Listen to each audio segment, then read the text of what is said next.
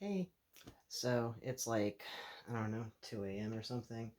But I wanted to kind of start talking about nuclear energy, which the cat definitely wants me to start paying attention to. This is Holly. He is the one that sits up here. Um, the other cats can if they want, but he's the one that claimed that spot, and he obviously, as you can tell, puts himself there. So, he's such a pretty boy. I want to talk about a turn that my work is taking.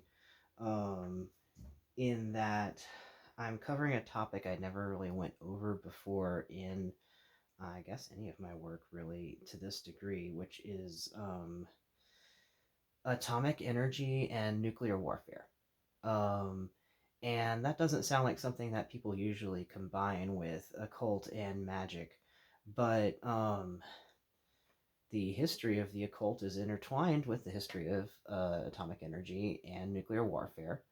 Um, and um, the development of the science that created nuclear energy and still is creating new types of nuclear energy um, wouldn't have been possible without the Platonic ideals that are the staple of works like Agrippa, which, I mean, Agrippa is what is the bedrock of occultist work. So, um, I started just developing a general interest in nuclear stuff over the past year when just kind of realizing, wow, does anybody remember that the Cold War happened and that like the 70s happened? Because there's just like a lot of stuff there, a lot of media, a lot of history that no one really seems to pay as much attention to anymore. And I think that's very interesting that I was starting to make those observations, and now we're looking at like the U.S. is still having trouble negotiating a basic nuclear arms uh, treaty with Russia, which I find very concerning. Um, I was born in 1981, and so I remember the USSR still being around and causing a lot of political strife with the US, or rather, I would say that the USSR and the US were together causing a lot of political strife for the world. Um, and the era of total nuclear annihilation is still here. It's just that in the 80s, during the Cold War, um, it was a lot harder to ignore it. Uh, I mean, I remember the first time that I discovered that nuclear weapons were a thing and that not only could one wipe out a city, but if one were launched by one country, then it wouldn't just be one. That that launch would necessitate the launch of everyone's nuclear weapons at everyone all at once, so everybody loses at once. And so not only did I have to, as a child, digest Fallout, but I also had to digest the idea that the whole world was pointing a gun at each other in a big, big standoff, and I couldn't do anything about it. I was born into this world where the apocalypse could happen at any time, and it's an apocalypse that no one really talks about anymore. Once the Soviet Union fell in the early 90s, um, it seemed like people wanted to move on from worrying about nuclear stuff. Uh, I found that pretty weird. So, I don't want to go over entirely the effect of nuclear stuff in my life, but that was where, I don't know, my thoughts were going when it came to nuclear stuff. But I also found that nuclear stuff was popping up in my occult work, in my occult musings. And often I see occultists try to bring in things like quantum physics, Schrodinger's cat. Um, they try to bring in things like uh, chaos math. Um, they try to bring in things like the Large Hadron Collider finding the God particle. But I don't really see people actually analyzing the science that's happening in that. They seem to be a bit afraid of the science, and I'm not afraid of the science. I don't think the science is going to disprove the magic. I just more think that scientists don't really care so much about magic as we do, which is fine. We can do the magic, they can do the science, and it just so happens that most of the time both are the same thing. It's just that they do their stuff with instruments that um, cost a shit ton more than what I could afford. Just gonna be honest. I I I don't know when I'm gonna be able to get some of the gadgets the Ghostbusters have. I would really like a spectrometer.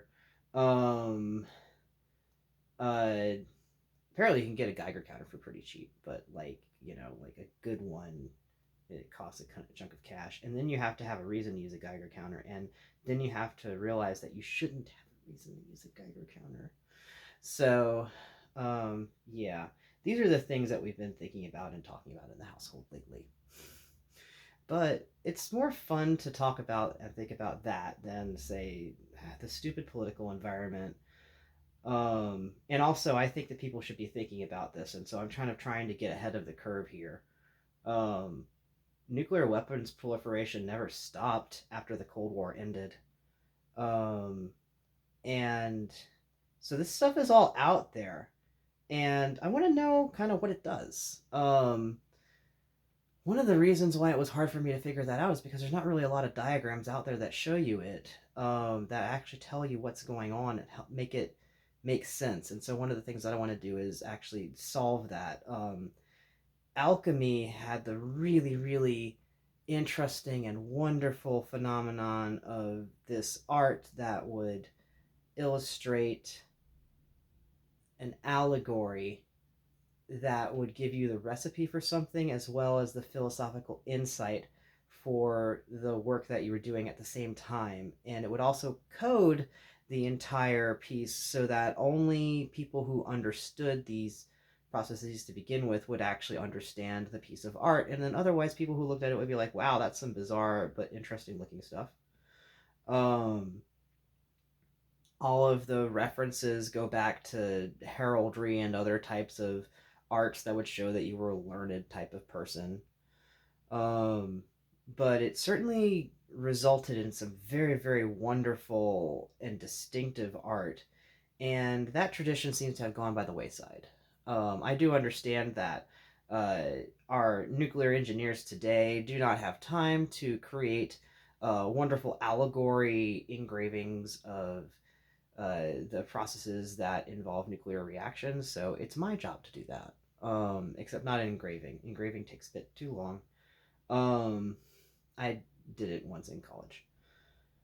Uh, so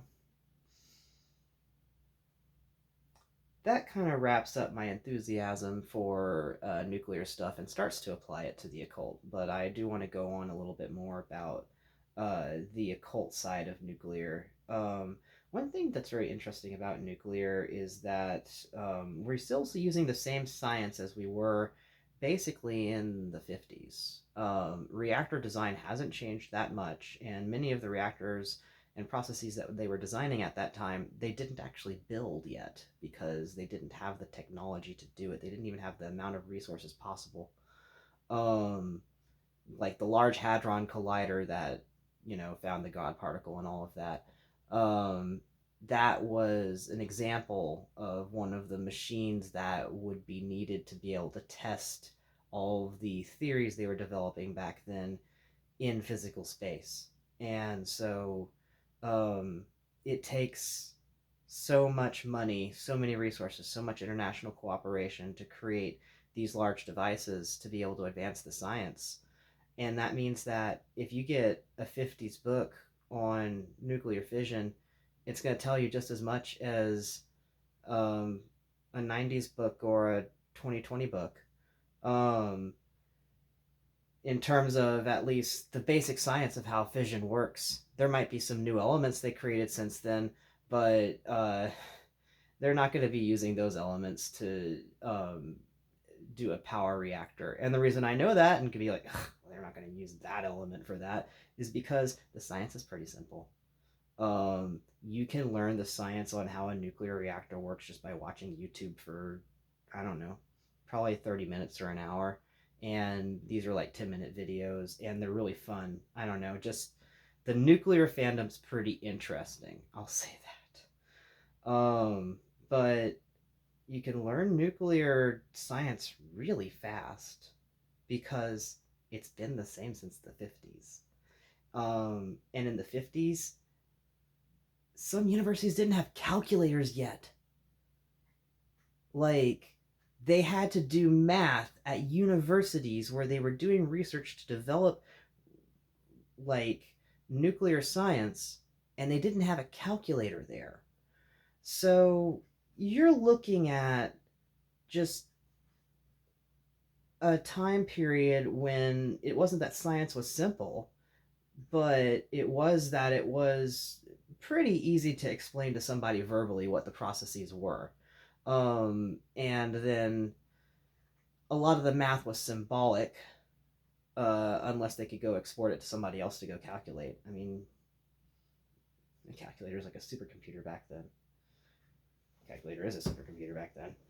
So, what's interesting about this, and what's great in terms of my research, is that a book from the 50s is just as good as a book from right now, which means all those books from the 50s, uh, everybody who's finding them is selling them for like so little money because they don't know that they're worth anything. They think that it's worth antiquity value, but you can read this book and learn just what you need to know about anything atomic. For instance, this is a Bantam Books Bantam Knowledge Through Color, color print being kind of new. Atomic Energy by Matthew Gaines, illustrated by Design Bureau. Oh, I think this one's actually missing the cover. It's a little hard to tell because it's just so old. This book is copyright 1970. And I mean, 70 is actually pretty recent for what we're looking at here, but it breaks down the science so well. The models look so good. And looking through this, you could pretty much learn what you need to know about how it is that fusion and fission and all of that other stuff work. It breaks down all of the main, like the important history. The one thing it really won't tell you is about just how disastrous nuclear stuff can be, and that's because they didn't really figure that out until later.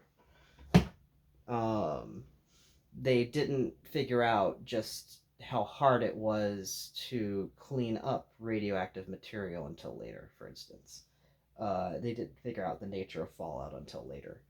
So studying nuclear history is also studying the dawning realization of mankind's ability to really screw things up. And that's also very interesting to watch and to study and to think about.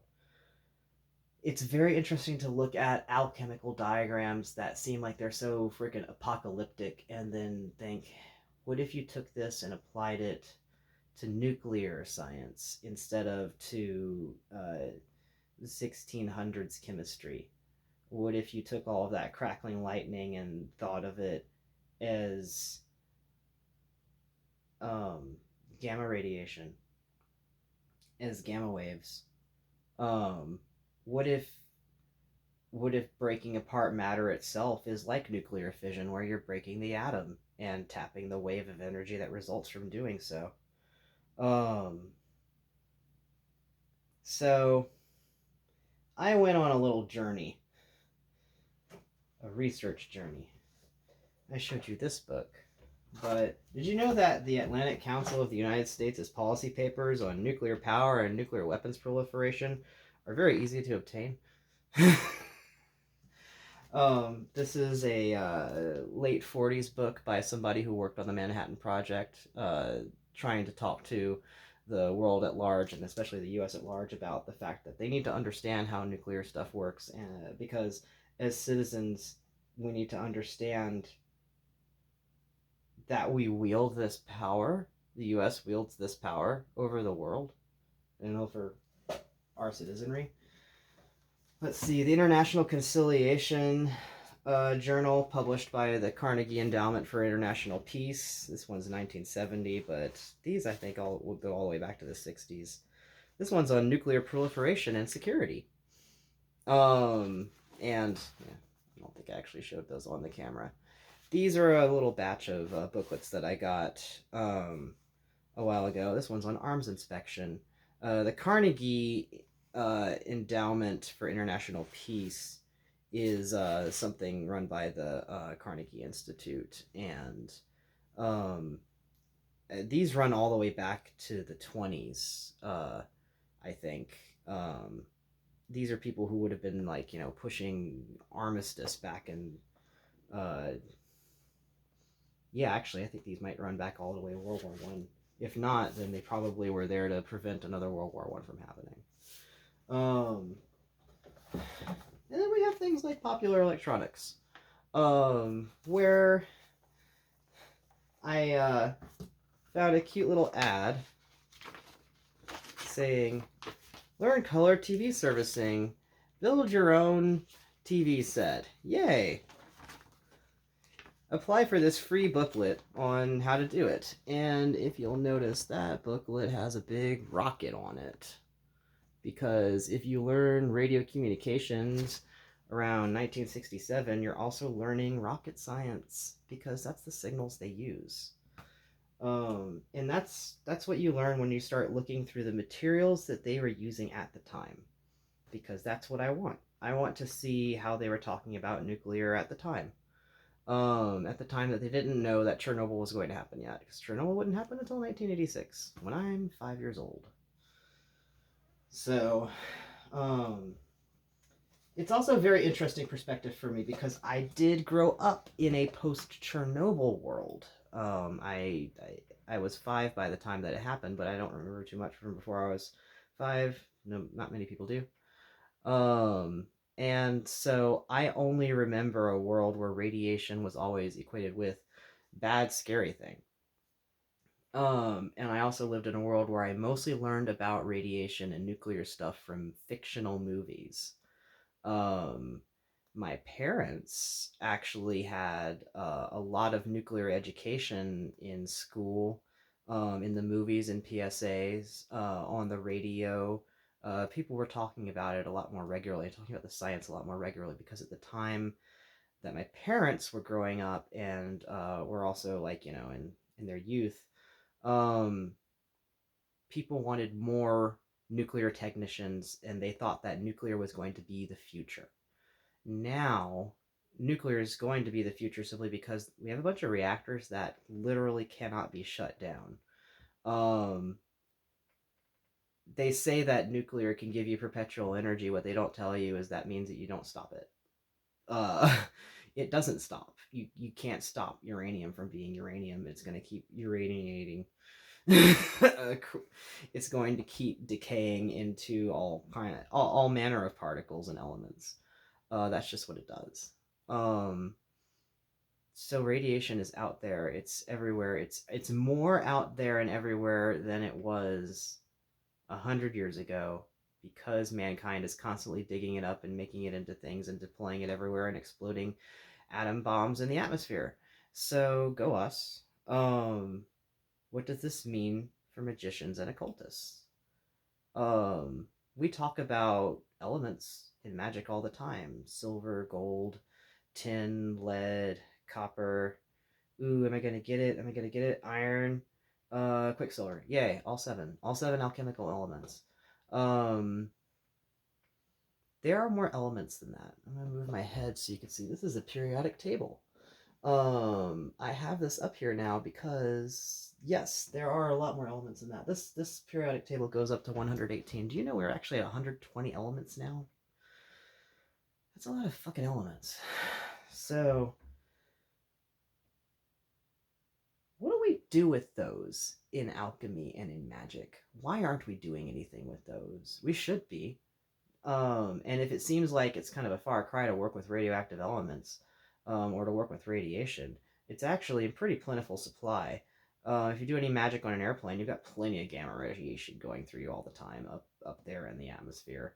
You're not nearly as protected from gamma radiation up there. Um, Basically, you're being hit by cosmic rays. So why not take advantage of that magically? Because you're taking the bullet anyway, literally. Um, and then when it comes to where do you find radioactive elements every day, you actually do. If you've got a smoke detector in your house, you have plenty of americinium. Um, Americinium? I know it's named after America. Um, and the same goes with a lot of nuclear elements. Some elements that you didn't really think were nuclear. Um, they they do a lot in our world, and it seems that we should be able to tap magic when it comes to those things too. Um, Honestly, if you look at the design of a nuclear reactor, it looks it looks very similar to the diagrams that you would see in some ceremonial or alchemical books, especially the older manuscripts. It kind of reminds me of the way that people were trying to divide the earth, this the grid-like structure. Um, we have to remember that the people who were studying alchemy were scientists; they were chemists, and they were not just trying to turn lead into gold. That's only some part of what they were trying to do. They were trying to figure out why you couldn't turn lead into gold. What was stopping you from turning lead into gold? What was the thing getting in the way? What what makes one substance not be able to turn into another? Answering that question tells you how substances work at all, how matter works at all, what reality is even made of. And so they ask the question, why can't we do this? How can we do this? And sometimes how can we do this turns into we can't do this, turns into well then why? Um and now the funny part is we actually can. We can't completely well actually we can pretty much just fashion elements custom molecule by molecule if we really want. It just takes a long time. Um and we're inventing new elements by the day is a really good sentence. It's not entirely true, but it's I know we're up to element 120, and they'll be working on 121 pretty soon after that. It's just that um, you have to do a lot of science to be able to do that, and I'm also kind of running out of gas. Thank gods. So, I don't even know what we're doing with this video, to be honest. Tiff might cut it up a bit to make it make more sense, but I wanted to talk about the nuclear stuff and what it means to me and why I'm doing it. Um, and what it sort of means for the projects I'm doing. You're going to be hearing about the intersection of nuclear a lot with the work that I do. Um, you're also going to be hearing about how nuclear works, period. I've been trying to figure out how to share that information. I think I'm just gonna well that's welcome to how I think. Um Sometimes I have trouble thinking of what would be the first thing to even tell you about nuclear, and I think that is just going to come up as it comes up. Like, as I explain each piece of art, you're basically going to learn nuclear science. The pomegranate one uh, that I've posted a few previews of is like a classic example. I'll have to explain alpha particles, beta particles, and gamma waves uh, for that piece of art to really be understood. Um, and actually, that's what the alchemical allegory drawings were usually for, was to have a drawing that explained these things once somebody could point to things and say, okay, this thing is because, you know, these forces are considered ascending because this particular substance actually floats to the top in the reaction, and this particular substance actually creates a sediment that drifts to the bottom.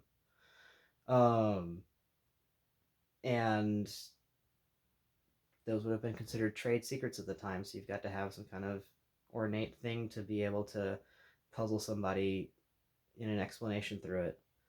But I mean, gosh, we could do so much beautiful art about that kind of process today when it comes to the creation of radioactive materials, the creation of new radioactive elements, the creation of um, the amazing devices that harness these forces. Um, Damn right, a witch should be able to tap into the LHC. It's a giant magic circle. We need to be able to get on that. Nice.